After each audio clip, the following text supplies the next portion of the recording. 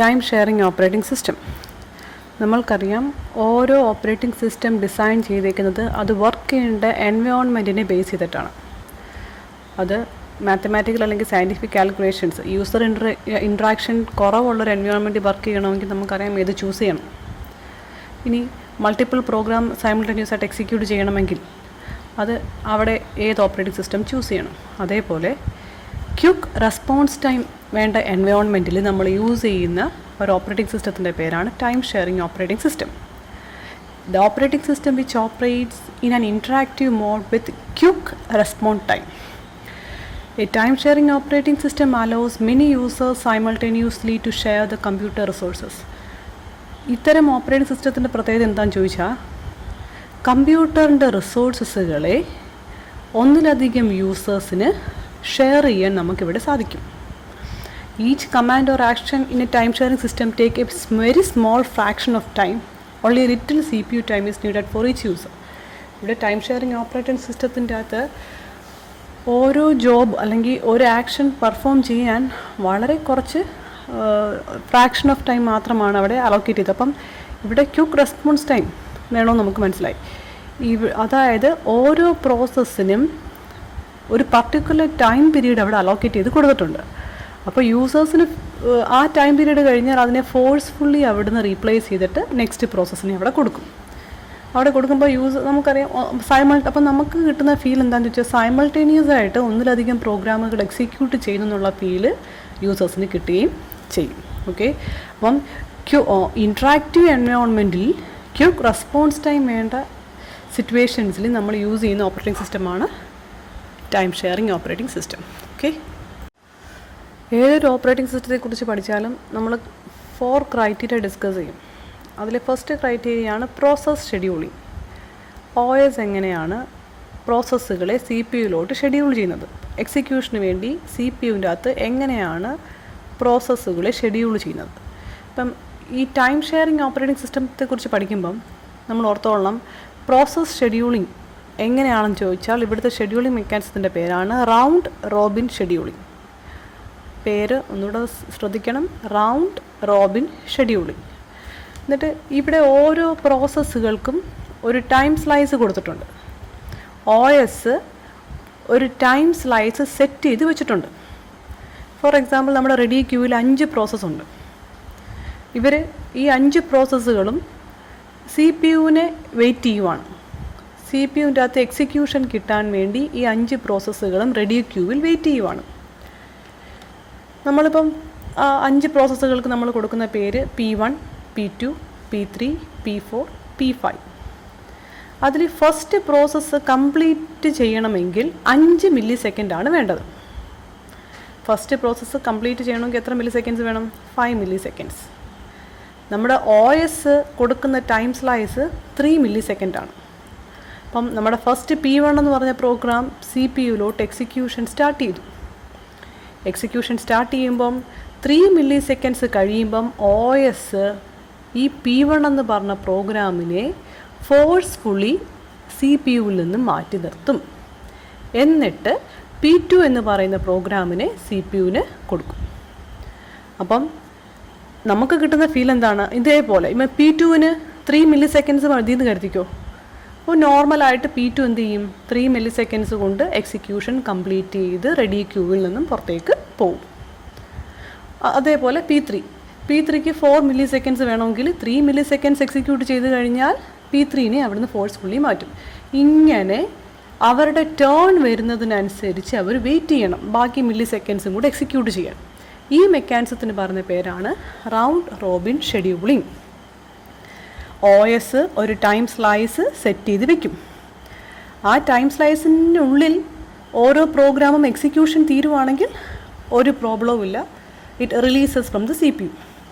ഇനി ആ ടൈം സ്ലൈസിനുള്ളിൽ പ്രോഗ്രാം എക്സിക്യൂഷൻ തീരുന്നില്ലെങ്കിൽ OS ഫോഴ്സ്ഫുള്ളി ആ പ്രോഗ്രാമിനെ CPU-ൽ നിന്ന് മാറ്റിയിട്ട് നെക്സ്റ്റ് പ്രോഗ്രാമിനെ അവിടെ അലോക്കേറ്റ് ചെയ്ത് കൊടുക്കും. ഇനി ഈ മാറ്റിയ പ്രോഗ്രാം അതിൻ്റെ ടേൺ വരുന്നത് വരെ അവിടെ വെയിറ്റ് ചെയ്യേണ്ടി വരും. ഇതാണ് ഇവിടുത്തെ പ്രോസസ് ഷെഡ്യൂളിംഗ് മെക്കാനിസം. ഓക്കെ, അതായത് ഒരു പ്രോഗ്രാം ഇപ്പോൾ കൂടുതൽ എക്സിക്യൂഷൻ ടൈം വരുന്നൊരു പ്രോഗ്രാമാണ് CPU-ന് കിട്ടുന്നതെങ്കിൽ ആ എക്സിക്യൂഷൻ ടൈം തീരുന്നത് വരെ, അതിൻ്റെ എക്സിക്യൂഷൻ തീരുന്നത് വരെ മറ്റു പ്രോഗ്രാമുകൾ വെയിറ്റ് ചെയ്യണം. മൊണോപ്പൊളി അവിടെ പ്രിവെൻറ്റ് ചെയ്യാൻ നമുക്ക് പറ്റും. അപ്പം ടൈം സ്ലൈസിനുള്ളിൽ എക്സിക്യൂഷൻ തീരുവാണെങ്കിൽ it releases from the CPU.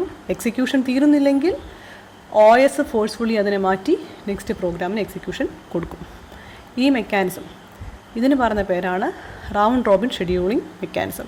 ഇനി മാറ്റിയ പ്രോഗ്രാം അതിൻ്റെ ടേൺ വരുന്നത് വരെ വെയിറ്റ് ചെയ്യേണ്ടി വരും. ഇനി memory management. Time sharing operating സിസ്റ്റത്തിൽ നമുക്കറിയാം മെമ്മറി, എന്തിനാണ് ഈ മെമ്മറി മാനേജ് ചെയ്യേണ്ടത്. ഫോർ എക്സാമ്പിൾ P1 എന്ന് പറഞ്ഞ പ്രോഗ്രാം പ്രോസസ്സ് എക്സിക്യൂട്ട് ചെയ്യുമ്പം P1മായി ബന്ധപ്പെട്ട് വന്നിരിക്കുന്ന ഡേറ്റാസ് മെമ്മറിയിൽ സ്റ്റോർ ചെയ്ത് വെച്ചിട്ടുണ്ട്.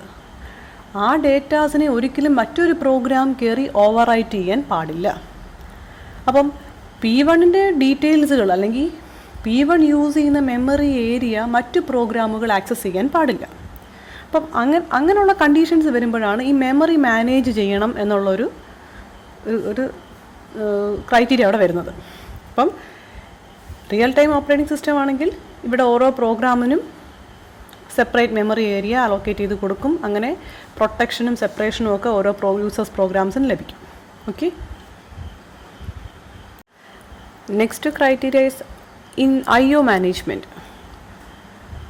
നമ്മൾ പറഞ്ഞു ടൈം ഷെയറിംഗ് ഓപ്പറേറ്റിംഗ് സിസ്റ്റത്തിലെ റിസോഴ്സുകളെ മൾട്ടിപ്പിൾ യൂസേഴ്സ് ഷെയർ ചെയ്യുമെന്ന് പറഞ്ഞു. അപ്പം മൾട്ടിപ്പിൾ യൂസേഴ്സ് മൾട്ടിപ്പിൾ ടെർമിനൽസ് ഉപയോഗിച്ച് നമ്മുടെ ഇൻപുട്ട് ഔട്ട്പുട്ട് ഡിവൈസസിനെ ആക്സസ് ചെയ്യാൻ ശ്രമിക്കുമ്പം അതിൻ്റെ പ്രയോറിറ്റി, അതിൻ്റെ ഇൻറ്റഗ്രിറ്റിയും പെർഫോമൻസും ഒക്കെ പ്രിസർവ് ചെയ്യുന്ന രീതിയിൽ ഓരോ ഡിവൈസസിനും ഓരോ യൂസേഴ്സിനും ഓരോ ഡിവൈസസിനെ അലോക്കേറ്റ് ചെയ്യുന്ന മെക്കാനിസമാണ് ഇവിടെ ഓപ്റ്റ് ചെയ്തേക്കുന്നത്. അപ്പം the deallocation and allocation of input-output devices is performed in a manner that preserves system integrity and good performance. ഇവിടെ നമ്മുടെ ടൈം ഷെയറിംഗ് ഓപ്പറേറ്റിംഗ് സിസ്റ്റത്തിൽ ഒന്നിലധികം ടെർമിനൽസ് ഉണ്ട്, ഒന്നിലധികം യൂസേഴ്സ് ഉണ്ട്. ഈ യൂസേഴ്സ് ഇൻപുട്ട് ഔട്ട്പുട്ട് ഡിവൈസസിനെ ആക്സസ് ചെയ്യാൻ ശ്രമിക്കുമ്പോൾ സിസ്റ്റം ഇൻറ്റഗ്രിറ്റിയും പെർഫോമൻസും പ്രിസർവ് ചെയ്യുന്ന രീതിയിലാണ് അവിടെ ഓരോ ഇൻപുട്ട് ഔട്ട്പുട്ട് ഡിവൈസസിനെ അലോക്കേറ്റ് ചെയ്ത് കൊടുക്കും, അല്ലെങ്കിൽ ഡി അലോക്കേറ്റ് ചെയ്യുന്നത് അതിനനുസരിച്ചിട്ടായിരിക്കും. Okay, then the fourth criteria is file management. കൺകറൻ്റായിട്ടും അല്ലെങ്കിൽ കോൺഫ്ലിക്റ്റിംഗ് റിക്വസ്റ്റ് വരും ഫയൽസിനെ ആക്സസ് ചെയ്യാൻ. ഇത് കൺട്രോൾ ചെയ്യാൻ വേണ്ടി അവിടെ ആക്സസ് കൺട്രോൾസ് ഉണ്ട്. It provides protection to the files. Access controls ഉപയോഗിച്ച് നമുക്ക് ഫയൽസിന് പ്രൊട്ടക്ഷൻ കൊടുക്കാൻ പറ്റും. ഫോർ എക്സാമ്പിൾ നമുക്കറിയാം, നമ്മളൊരു ഫയൽ ക്രിയേറ്റ് ചെയ്യുമ്പോൾ നമുക്ക് റീഡ് ഓൺലി ആയിട്ട് ക്രിയേറ്റ് ചെയ്യാം. അപ്പം റീഡ് ഓൺലി ഫയൽസ് ആണെങ്കിൽ ഒന്നിലധികം പ്രോസസ്സുകൾക്ക് അറ്റ് എ ടൈം ഈ ഫയൽസിനകത്തുനിന്ന് കണ്ടൻസ് റീഡ് ചെയ്യാൻ പറ്റും. എക്സിക്യൂട്ട് ഓൺലി ആണെങ്കിൽ ഇതിന് എക്സിക്യൂട്ട് ചെയ്യാൻ പറ്റും. റൈറ്റ് ഓൺലി, ഇങ്ങനെ ആക്സസ് കൺട്രോൾസ് വെച്ചിട്ട് നമുക്ക് ഫയൽസിന് പ്രൊട്ടക്ഷൻ കൊടുക്കാൻ പറ്റും. Okay, real time operating system. It is another form of operating system which is used in an environment where a large number of events, mostly external to the computer system, that must be accepted, processed in a short time or within the deadlines. അതായത് large number of external events, computer സിസ്റ്റത്തിന് പുറത്ത് large number of external events ഒക്കെ ചെയ്യുന്ന എൻവയോൺമെൻറ്റിൽ work ചെയ്യാൻ വേണ്ടി design ചെയ്തിരിക്കുന്ന operating സിസ്റ്റമാണ് real time operating system. അപ്പം എക്സ്റ്റേണൽ എൻവയോൺമെൻറ്റിൽ നടക്കുന്ന ഈ ഇവൻറ്റുകളെയൊക്കെ ഇത് പെട്ടെന്ന് അക്സെപ്റ്റ് ചെയ്യണം, ഇതിനെ പ്രോസസ്സ് ചെയ്യണം, ഷോർട്ട് ടൈം അല്ലെങ്കിൽ ഡെഡ് ലൈനുള്ളിൽ തന്നെ ഇതിൻ്റെ റിസൾട്ട് കൊടുക്കണം. അത്തരം എൻവയോൺമെൻറ്റിൽ വർക്ക് ചെയ്യേണ്ട ഓപ്പറേറ്റിംഗ് സിസ്റ്റത്തിന് പറയുന്ന പേരാണ് റിയൽ ടൈം ഓപ്പറേറ്റിംഗ് സിസ്റ്റം. ഇതിൻ്റെ എക്സാമ്പിൾസ് ചെയ്യുമ്പോൾ നമുക്ക് മനസ്സിലാവും. The applications that flight control ചെയ്യുക, റിയൽ ടൈം സിമുലേഷൻ, ഇങ്ങനെയുള്ള അല്ലെങ്കിൽ മിലിറ്ററി ആപ്ലിക്കേഷൻ, ഈ എൻവയോൺമെൻറ്റിൽ വർക്ക് ചെയ്യുന്ന ഓപ്പറേറ്റിംഗ് സിസ്റ്റത്തിന് പറഞ്ഞ പേരാണ് റിയൽ ടൈം ഓപ്പറേറ്റിംഗ് സിസ്റ്റം. ഇതിൻ്റെ ഏറ്റവും പ്രധാനപ്പെട്ട ഒബ്ജക്റ്റീവ് എന്താണെന്ന് ചോദിച്ചാൽ ഇവൻറ്റ്സുകളെ അക്സെപ്റ്റ് ചെയ്യുകയും പ്രോസസ്സ് ചെയ്യുകയും ചെയ്യേണ്ടത് വിത്തിൻ ദ ഡെഡ് ലൈൻസ് ആണ്. അതായത് ക്വിക്ക് റെസ്പോൺസ് ടൈം. നമ്മളൊരു ഒരു ഇവൻറ്റ് ഒക്കർ ചെയ്ത് കഴിഞ്ഞാൽ വിത്തിൻ സെക്കൻഡ്സിനുള്ളിൽ നമ്മൾ അതിൻ്റെ റിസൾട്ട് എന്ത് ചെയ്യണം, പ്രോസസ്സ് ചെയ്ത് ഔട്ട്പുട്ട് കൊടുക്കുന്ന അങ്ങനെയുള്ള എൻവയോൺമെൻറ്റിൽ വർക്ക് ചെയ്യേണ്ട ഓപ്പറേറ്റിംഗ് സിസ്റ്റത്തിന് പറഞ്ഞ പേരാണ് real time operating system. Okay. Process scheduling in real-time operating system. Real-time operating സിസ്റ്റത്തിലെ പ്രോസസ്സുകൾ എങ്ങനെ ഷെഡ്യൂൾ ചെയ്യുന്നു എന്നുള്ളതാണ് നമ്മൾ നോക്കുന്നത്. ഇവിടെ ഓരോ പ്രോസസ്സുകൾക്കും ഒരു പ്രയോറിറ്റി സെറ്റ് ചെയ്ത് വെച്ചിട്ടുണ്ട്. ആ പ്രയോറിറ്റിക്ക് ബേസ് ചെയ്തിട്ടായിരിക്കും പ്രോസസ്സുകളെ ഷെഡ്യൂൾ ചെയ്യുന്നത്. A certain level of priority according to the relative importance of the event it process. ഓരോ പ്രോഗ്രാമുകളും പ്രോസസ്സ് ചെയ്യേണ്ടതിൻ്റെ ഇമ്പോർട്ടൻസ് വെച്ചിട്ട് ഓരോ പ്രോഗ്രാമുകൾക്കും ഒരു പ്രയോറിറ്റി കൊടുത്തിട്ടുണ്ട്. ഫോർ എക്സാമ്പിൾ, ഒരു low priority program CPU execution നടക്കുവാണ്. അപ്പോഴാണ് ഹൈ പ്രയോറിറ്റി ആയിട്ടുള്ള മറ്റൊരു പ്രോഗ്രാം വന്നത്. അപ്പോൾ ഓട്ടോമാറ്റിക്കായിട്ട് എന്ത് ചെയ്യും? ഈ ലോ പ്രയോറിറ്റി പ്രോഗ്രാമിനെ ഫോഴ്സ്ഫുള്ളി എടുത്ത് മാറ്റിയിട്ട് ഹൈ പ്രയോറിറ്റി പ്രോഗ്രാമിനെ എക്സിക്യൂട്ട് ചെയ്യും. Higher priority process usually preempt the execution of lower priority processes. High priority പ്രോസസ്സുകൾ ലോ പ്രയോറിറ്റി പ്രോസസ്സുകളെ CPU-ൽ നിന്നും പ്രീഎംപ്റ്റ് ചെയ്യും. അതായത് the scheduling mechanism in real-time operating system is known as priority based preemptive scheduling. Process scheduling, real time operating സിസ്റ്റത്തിലെ process scheduling എന്താണെന്ന് ചോദിച്ചാൽ നമ്മൾ ഒരു single വേർഡിൽ ചോദിക്കുവാണെങ്കിൽ, 1 മാർക്ക് ക്വസ്റ്റ്യൻ ആയിട്ട് ചോദിക്കുവാണെങ്കിൽ നമ്മൾ അതിന് ആൻസർ ചെയ്യേണ്ടത് എങ്ങനെയാണ്? Priority based preemptive scheduling. High priority program വരുവാണെങ്കിൽ it preempt the low priority processes. Okay, ആ മെക്കാനിസത്തിന് പറഞ്ഞ പേരാണ് priority based preemptive scheduling. Memory management. In real-time operating system, there is a little swapping of program between primary and secondary memory. Real-time operating systemത്തിൻ്റെ അകത്ത് സ്വാപ്പിങ്ങിൻ്റെ rate കുറവാണ്. മറ്റു operating സിസ്റ്റത്തിൽ നമുക്കറിയാം സ്വാപ്പിങ്ങിൻ്റെ rate കൂടുതലാണ്. അപ്പം എന്താണ് സ്വാപ്പിംഗ് എന്ന് നമ്മൾ അറിഞ്ഞിരിക്കണം. ഒരു പ്രോഗ്രാം എക്സിക്യൂട്ട് ചെയ്യുന്നതിന് മുമ്പ് ആ പ്രോഗ്രാമിനെ സെക്കൻഡറി മെമ്മറിയിൽ നിന്നും നമ്മൾ പ്രൈമറി മെമ്മറിയിലോട്ട് ലോഡ് ചെയ്യണം. ഇതിന് പറയുന്ന പേരാണ് സ്വാപ്പ് ഇൻ. അതേപോലെ മെയിൻ മെമ്മറിയിലിരിക്കുന്ന പ്രോഗ്രാം, അൺവാണ്ടഡ് പ്രോഗ്രാംസിനെ നമ്മൾ മെയിൻ മെമ്മറിയിൽ നിന്നും തിരിച്ച് സെക്കൻഡറിയിലോട്ട് സ്റ്റോർ ചെയ്യും. ഇതിന് പറയുന്ന പേരാണ് സ്വാപ്പ് ഔട്ട്. അപ്പം മറ്റ് സിസ്റ്റത്തിൻ്റെ അകത്ത് ഈ സ്വാപ്പ് ഇന്നും സ്വാപ്പ് ഔട്ട് പ്രോസസ്സും നടക്കുന്നുണ്ട്. പക്ഷേ ഈ സ്വാപ്പിംഗ് പ്രോസസ്സ് നമ്മുടെ റിയൽ ടൈം ഓപ്പറേറ്റിംഗ് സിസ്റ്റത്തിൻ്റെ അകത്ത് വളരെ കുറവാണ്. കാരണം നമുക്കറിയാം നമ്മുടെ റിയൽ ടൈം ഓപ്പറേറ്റിംഗ് സിസ്റ്റത്തിൻ്റെ പ്രത്യേകത ക്വിക്ക് റെസ്പോൺസ് വേണ്ട പ്രോഗ്രാമുകൾ അല്ലെങ്കിൽ പ്രയോറിറ്റി ബേസ്ഡ് ആയിട്ട് പ്രയോറിറ്റി സെറ്റ് ചെയ്ത് വെച്ചേക്കുന്ന പ്രോഗ്രാംസുകളാണ്. അപ്പം ഇങ്ങനെയുള്ള പ്രോഗ്രാംസുകൾ മിക്കപ്പോഴും എവിടെ തന്നെ ആയിരിക്കും? മെയിൻ മെമ്മറി തന്നെ ഇരിക്കുന്ന പ്രോഗ്രാംസ് ആയിരിക്കും. അപ്പോൾ ഇവിടെ സ്വാപ്പിങ്ങിനെ കുറിച്ച് നമ്മൾ കൂടുതൽ ഡിമാൻഡിങ് അല്ല, ലെസ് ഡിമാൻഡിങ് ആണ്. Memory management in real-time operating system is less demanding because there is little swapping of program between primary and secondary memory. Okay. Then input-output management. Time-critical device management is one of the main characteristics of real-time operating system. Time-based ആണ്. Within the deadlines നുള്ളിൽ നമുക്ക് response കൊടുക്കേണ്ട എൻവയോൺമെൻറ്റിൽ work ചെയ്യുന്നതാണ്. അപ്പോൾ ഇവിടെ device മാനേജ്മെൻറ്റും it also provides sophisticated form of interrupt management or input-output device management. Okay. Then the file management. The primary objective of file management in the real-time system is usually the speed of access rather than the efficient utilization of secondary storage. Secondary storage-നെ efficient ആയിട്ട് utilise ചെയ്യണം എന്നുള്ളതല്ല ഇവിടുത്തെ primary concern. ഇവിടെ real time operating സിസ്റ്റത്തിനകത്ത് ഏറ്റവും കൂടുതൽ importance കൊടുക്കുന്നത് speed of accessing the file. Efficient ആയിട്ട് അല്ലെങ്കിൽ ഹൈ സ്പീഡിൽ നമുക്ക് ഫയൽസിനെ ആക്സസ് ചെയ്യാൻ പറ്റണം.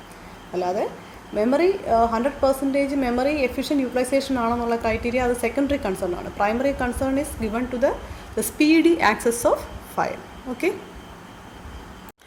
Real-time operating systems are categorized into two: hard real-time system and soft real-time system. Okay, first one is hard real-time system. Hard real-time system, it is strict about each task and its deadline, and the preemptive period should be very less, that is in the range of microseconds. ഇവിടെ ഓരോ ഇവൻറ്റിനും അതിൻ്റെ dead ലൈൻസും വളരെ സ്ട്രിക്റ്റായിട്ട് schedule മെക്കാനിസമൊക്കെ വളരെ സ്ട്രിക്റ്റായിട്ട് follow ചെയ്യുന്നതാണ്. അതേപോലെ തന്നെ ഇവിടെ preemptive period in the range of micro seconds ആണ്. എക്സാമ്പിൾസ് ഇത് ഏത് എൻവയോൺമെൻറ്റിൽ വർക്ക് ചെയ്യുമെന്ന് ചോദിച്ചാൽ റോക്കറ്റ് ലോഞ്ചിങ് പോലുള്ള എൻവയോൺമെൻറ്റലി ആണ് real time operating system work ചെയ്യുന്നത്. Then the second one is soft real time system. The task and its deadline is manageable but we should meet the condition most of all the time. ഇവിടെ ടാസ്കും ഡെഡ് ലൈൻസും ഒക്കെ നമുക്ക് manage ചെയ്യാൻ പറ്റുന്നതാണ്. The preemptive period of this is more than in the range of millisecond. നേരത്തേത് microseconds ആണെങ്കിൽ ഇവിടെ പ്രീഎംപ്റ്റീവ് പീരീഡ് ഇത്രയൂടെ കൂടുതലാണ്. That is in milli seconds. Washing machine, camera ഇങ്ങനെയുള്ള എൻവയോൺമെൻറ്റിൽ വർക്ക് ചെയ്യുന്നതാണ് soft real time systems. Okay, activity section. Activity സെക്ഷനിൽ questions provide ചെയ്തിട്ടുണ്ട്. അപ്പോൾ ഈ ക്വസ്റ്റ്യൻസിൻ്റെ ആൻസേഴ്സ് നമ്മുടെ ലെക്ചറിനെ ബേസ് ചെയ്ത് നിങ്ങൾ പ്രിപ്പയർ ചെയ്യുക. പ്രിപ്പയർ ചെയ്തിട്ട് ഇതിൻ്റെ പിക്ക് സെൻഡ് ചെയ്യുക.